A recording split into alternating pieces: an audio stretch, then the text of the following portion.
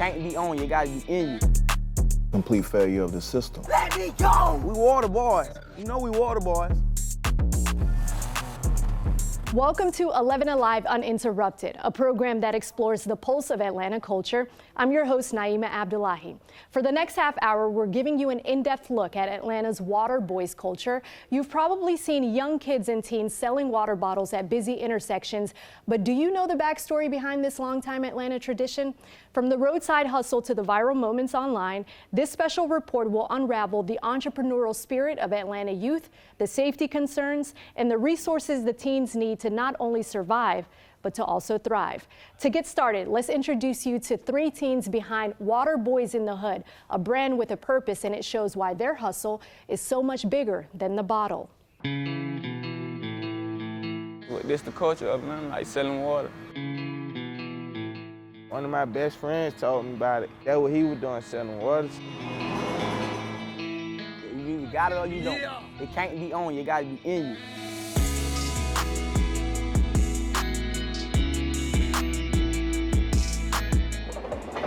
From Buckhead to the west side, it's been 9 years since Amir started selling water bottles. Well, when I first came a water boy, I was probably like 7, 8 years old, and I was with three of my friends. I was like, we should go sell water. Serge and Makai joined in, making it their after-school activity. They hustle so hard to provide. It's way bigger than just bottle.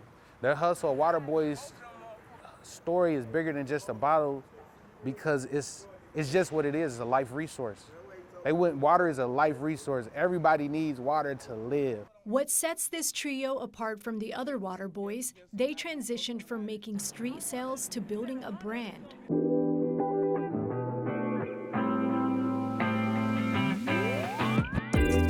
As a former water boy himself, Greg Williams knows that the difference between a bust and business is mentorship. If water is a life resource, what do the boys need to nourish their mind and their imagination? Education. Water is a life resource, so in that sense, I feel like education is a thing that they can nourish their minds and their mindset. We water boys. You know we water boys. All we had to do was add this in the hood. Everybody call us water boys already. A notorious brand is really Atlanta youth's way of finding a way. My dream is to be like successful, so I don't have to work as hard as I work and just give back. And I'll be like free, like just life, like living free, like just happy. Coming up after the break, our special report continues with a mother's plea. We shouldn't have to remember him like this.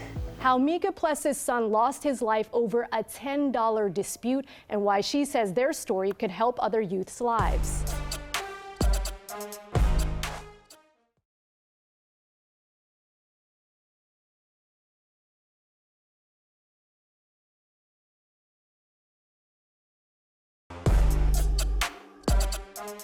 Welcome back. Thank you for joining our special edition of 11 Alive Uninterrupted, Bigger Than the Bottle. For many teens, selling water in Atlanta is a side hustle to make ends meet. Tragically, for 18-year-old Jelani, that hustle came to an abrupt end in the summer of 2020. Earlier this year, we sat down with Mika Pless, his mother, who says the pain of losing her son is still so heavy 3 years later. Mika now wants city leaders and Atlanta youth to hear her story, hoping her son's legacy will ultimately change lives.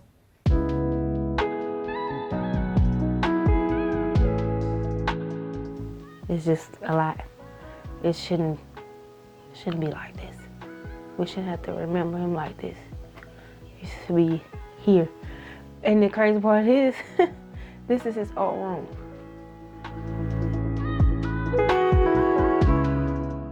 What was the calendar day that changed your life? June 27, 2020, What time did you get the phone call? 2:19. And since that day, a lot of your habits haven't changed, right? Nope, I still wake up at 5-something in the morning as if he's here. What's Jelani's story? That he was a high school graduate from Douglas High School. He had a full-time job and he had a side hustle, and his life ended from trying to sell water. All over $10. No parent should have to go through what I'm going through. Like, that's the worst pain ever having to bury your child. Your child is supposed to bury you. You're not supposed to bury your child. And he was my first and oldest. Everything that I put in that backpack that day before he walked out the door is still in the backpack. He bought that last bottle for the case of water. The last thing Jelani bought was a case of water. That's the receipt. And this is the change from it. These are his shoes that I put in there. The one he picked up the morning when he came back. This is his work jacket that's always in there. This is his Gatorades that I put in there. The morning of as well. I think this is actually the one Yep, this is the last thing he bought. Why did you decide to keep all these items? Because it's the last thing that's the last interaction we had that day. And then that's the last thing that he purchased. What would you say to Jelani if he could hear you right now? In the efforts you still push for his legacy. It's hard. I love him and I wish he would have just came home.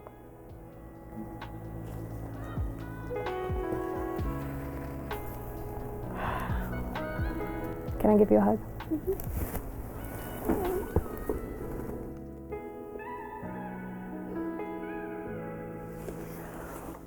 He knew there was nothing I wouldn't do for him.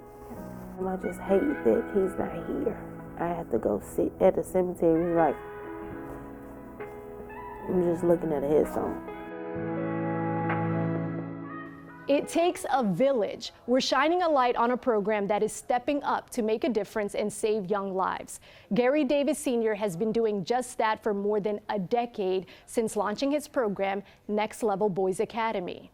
If I'm in here 5 minutes. From boys to young men, Gary Davis Sr. says he orchestrates a life-saving journey. Well, even back then, I saw a need that our young men was crying out with their mouth shut.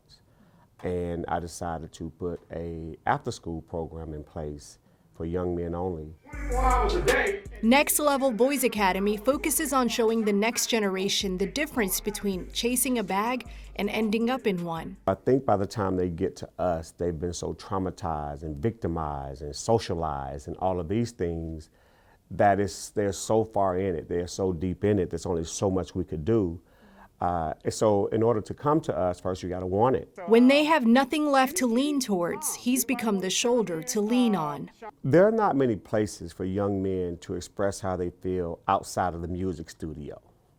And so I knew that from being a father of 3 young men that they like to be able to express themselves and not in a judgmental space. He says there's prevention and then there's intervention, like this moment during a Saturday session at the Trap Music Museum. Frustration, and I'm uncomfortable. I'm sitting on here. You mean to tell me my bed right here? They have to touch it, they have to see it, they have to feel it in order to believe that it could really happen.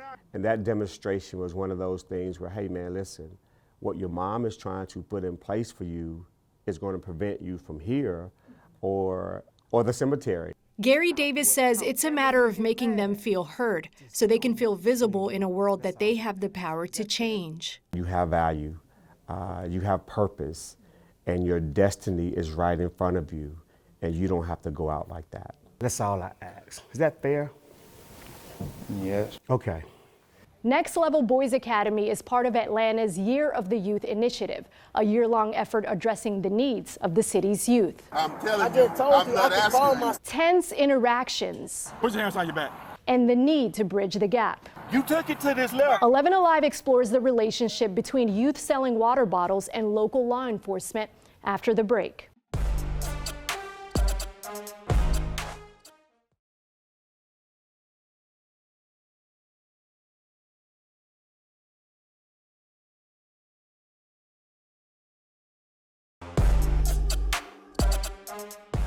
Welcome back. I'm Naima Abdullahi. Kids and teens sell water bottles at busy intersections, but what happens when police show up? We went through numerous records to find out what's happening when Atlanta's so-called water boys are met with officers asking them to leave. You playing with my money right now. Your money. I'm telling you, I'm not asking my sister. This is what it looks like when Atlanta police interact with teens selling water bottles on street corners. Put your hands on your back. No. Put your hands on your back, man. Man, get off me, bro. The first incident, a 19-year-old with a water cooler refusing to leave. You took it to this level. Right, y'all take it to the level. Don't touch me. I'm calling my sister. Don't touch me. Come on. Let me go. Hey, let me go. In the second video, a minor offers to get up and leave the street corner. My response is a complete failure of the system. Civil rights attorney Gerald Griggs says these types of interactions can be so damaging in the long run. Let me go. Just let me go. I ain't right what y'all doing right now. You on my life. This particular young person is telling the law enforcement, you're ruining my life, and they actually are, because if he's charged with obstruction, felony obstruction, or any of the other offenses, it's going to go on his record, and then he won't be able to do other things. And so It could have gone left real quick too, right? Absolutely. All it would have taken was, a struggle, some kind of way they believed that he potentially was doing violence, and it could have escalated to tasing and ultimately potentially a police-involved incident. Put your hands on your back. Not answer. I can't do nothing about that, can I? Right or wrong? I don't need nobody to take me to the house. I'm telling you, I just told you I can call my sister. He was trying to comply. He gave his name. He exercised his right to not have to turn it over because, again, he doesn't have to do any of that stuff. He just has to listen and respond if they arrest him. Stop resisting. Just stop resisting so they don't hurt you. What did you think about the bystander saying, stop resisting, stop resisting? We as a community should not have to tell individuals how to survive a police-involved encounter. The police should be able to do that. The police should be able to de-escalate. Come on, get in the car. In Atlanta, anyone selling food or beverages needs a permit. Viral moments on social media have sparked debates about safety for commuters who get approached aggressively, and safety for youth who are unaccompanied on busy intersections. Gerald Griggs says these incidents start a cycle of placing youth's names in the system, which leads to bigger problems. If I'm gonna get a record for selling water for $1, I might as well sell something else for large amounts of money. You on my life. Nobody wants to become a hashtag. Do not kick me. Let me go. The man don't kick me. Let me go. The man do not kick me. Let me go. We good. We here now. How we good? We good. How we good? We Tell me here. how we good? We requested the videos from APD after reading through reports which included keywords such as water boy and water sales. APD declined multiple requests for an interview. Young people from this city have seen every type of success in every shade of people, so they know they can be anything. From Atlanta youth to a hometown success story, an Atlanta City Council member is leading by example. Antonio Lewis says he's walked a mile in the kids' shoes and understands their journey. Antonio Lewis says it's a privilege to serve. I see them taking care of the park. I see them closing the park down. But growing up, he says he didn't have the privilege of childhood. And I'm a perfect example of it. What I mean by that is a 2-year-old. When I was 2 years old, my mother was shot over 30 times in this city, murdered, in Dixie Hill. And so my father in and out of prison. When life handed him nothing but hard times, he found different avenues to put money in his pocket. Growing up, I sold peanut brittle. I remember going to different malls across the city. I remember going to different retail stores. When Antonio Lewis sees teens on Atlanta street corners selling water bottles, he sees himself. It's your job to channel that hope into the right things. And so Atlanta as a city, it's my job to go and find them. Yeah. I think all of them one of them. Yeah. You know how they say you got to be one of them ones? I think they all are one of them ones. And this is the city that they all think they're one of the ones. The city of Atlanta, with the help of Atlanta Mayor Andre Dickens, launched the Year of the Youth initiative, which we got a chance to ask him about during our televised 11 Alive Youth Town Hall. And one of the things that really does separate the youth in Atlanta, whether they live in Bankhead or Buckhead, is opportunities and resources. So how do we bridge that gap? We're trying to give them good after-school programming and then some of the older kids, giving them jobs. As the citywide initiative provides resources, Antonio Lewis says a helping hand can create the right mindset. And getting it how you live different in this city, right? So to me, getting it how you live might be pull up every day until they hire you. He wants to see Atlanta youth live with the privilege of childhood and reach their potential. Young people from this city have seen every type of success in every shade of people, so they know they can be anything. Still ahead in our special edition of 11 Alive Uninterrupted, how 2 community leaders have been deemed guardian angels for Atlanta youth.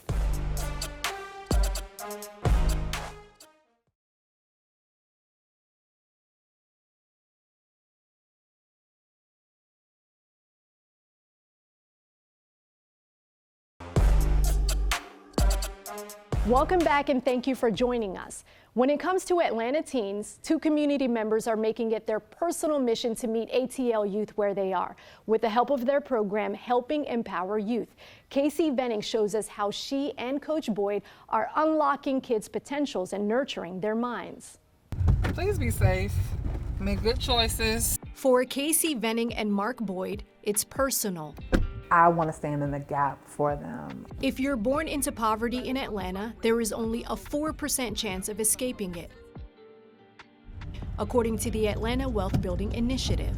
For us, it really was about bringing awareness and attention to what was really happening versus just moving them off the corners. You doing all right?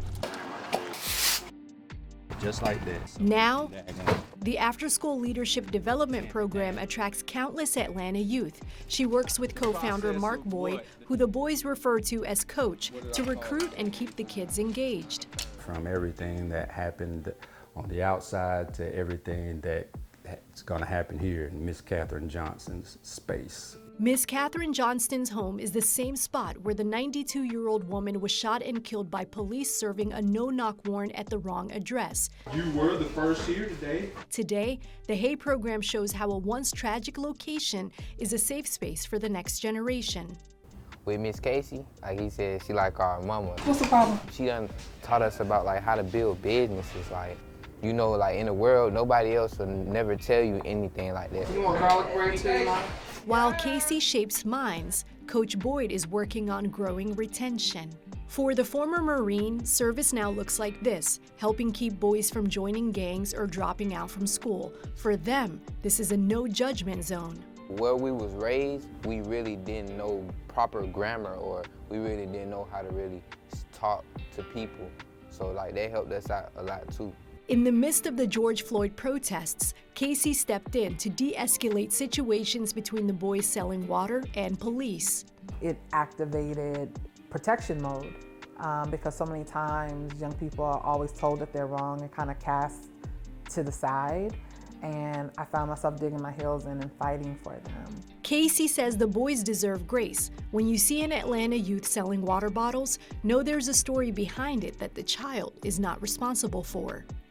I think it's bigger than a bottle, and so I don't think it was ever about the bottle itself. It was, we see what poverty looks like in this city now, and we can't ignore it, and we can't hide it. Helping Empower Youth, a place for guidance and tough love. Most importantly, love.